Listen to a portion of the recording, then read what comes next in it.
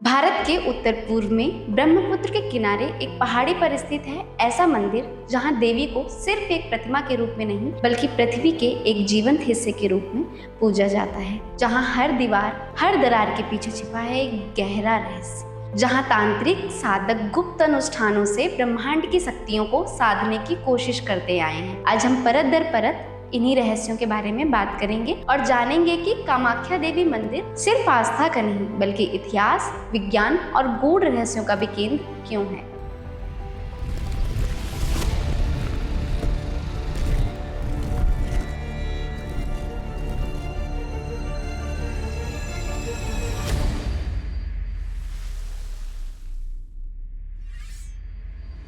इस वीडियो से रिलेटेड सभी सोर्सेस और आर्टिकल्स डिस्क्रिप्शन में दिए गए हैं। कहानी शुरू होती है देवी सती और भगवान शिव से। जब देवी सती ने अपने पिता दक्ष के यज्ञ में अपमान सहा तो उन्होंने योगाग्नि में कूदकर अपने प्राण त्याग दिए। शोक और क्रोध में डूबे भगवान शिव ने उनका शरीर उठाकर तांडव करना शुरू कर दिया। तब भगवान विष्णु ने अपने सुदर्शन चक्र से देवी के शरीर को 51 हिस्सों में विभाजित कर दिया और जहां जहां वो हिस्से गिरे वहां पर स्थापना हुई शक्तिपीठ की। कामाख्या देवी मंदिर उस स्थान पर बना जहां देवी का योनि भाग गिरा था, इसलिए यहाँ देवी को योनि रूपिणी के रूप में पूजा जाता है।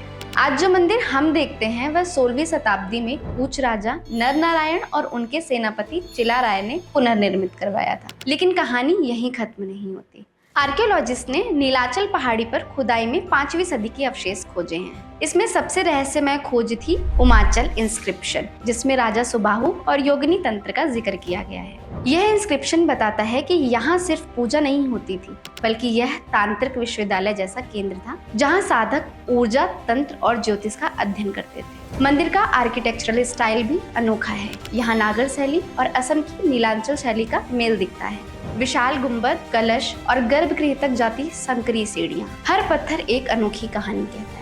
स्थानीय मान्यता है कि ये रास्ते कभी भूमिगत यानी अंडरग्राउंड कक्षों तक जाते थे जहां तांत्रिक साधना, राजाओं की गुप्त पूजा और शायद बलिदान जैसी क्रियाएं भी होती थी।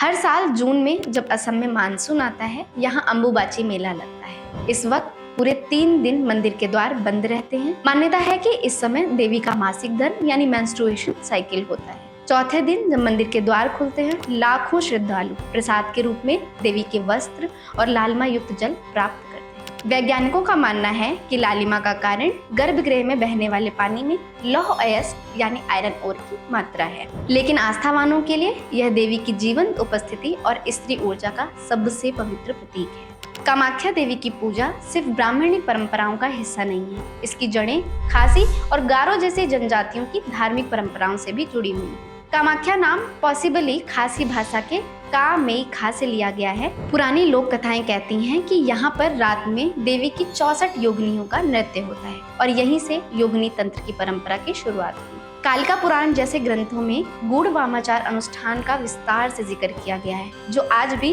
कई तांत्रिक साधकों के बीच जीवित है। कामाख्या देवी मंदिर सिर्फ एक धार्मिक स्थल नहीं है बल्कि यह एक जीवित रहस्य है। गर्भगृह में बहता जल, अम्बुबाची मेले की परंपरा, गुप्त कक्ष, प्राचीन जनजातीय विरासत और रेयर आर्कियोलॉजिकल खोजें जो इसको भारत के प्राचीन अद्भुत स्थलों में से एक बनाते हैं।